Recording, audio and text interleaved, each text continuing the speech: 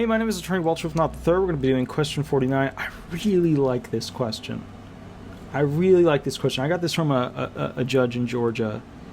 And they asked it. It was sweet as peach. It was so good. I loved it. It was so smooth. Oh, okay, here we go. When blame, and I use this all the time. And none of the judges in Florida use this. When blame is to be apportioned for something that went wrong, how do you handle being questioned by other people as to why it went wrong? Oh, so good, so good. This is like why you can't work, but it lets you bring in the frustrations of your inability to handle interacting with others, focusing on a task at hand, completing things that you start.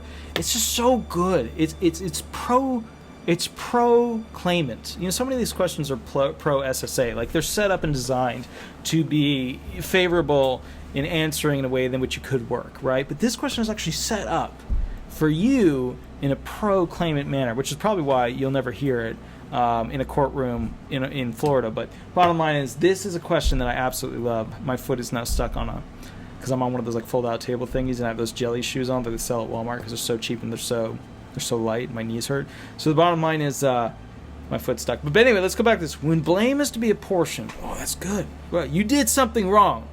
Maybe you didn't. You effed it up. Maybe you didn't.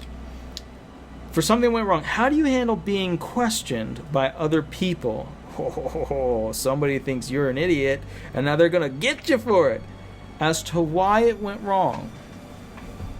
This is the perfect question for you to tell a story. And not a long story, but a quick story. Well, when I was working, this happened. And I was at the end of working, and this is how I reacted to it. This is the perfect time for a story. If you get a question like this is story time. I was working, and my boss, Tony, felt that I, didn't put the pizza boxes together or didn't send out the fax properly or whatever. And he approached me about it, and I reacted to that, in such and such way, in such and such manner, and it wasn't good, which resulted in me being fired, etc. This is a great story moment. This is a great moment for you to show a humanistic side to your claim, to show a unique side to your claim. Because remember, these judges see these people all the time. They hear the same types of answers all the time. You have to approach this with something that would be unique, right? Something that was a unique problem that you ran into that, you maybe did wrong, or maybe you didn't do wrong, and you were getting blamed for it. And how did you react to it? Somebody with anxiety would react a certain way. Somebody with depression would react another way. Somebody with, panic attacks would freak out. Just think about that.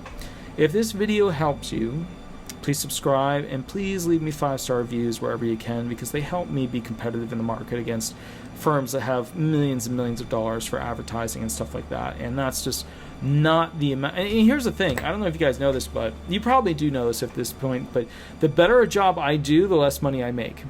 So if I win a lot of claims, if I win them faster, and I basically get you through the system faster, and every single one of my claimants gets an expedited brief notification and all these little extra things to speed up the claim. We do all the forms ahead of time so I don't have to wait for them to mail.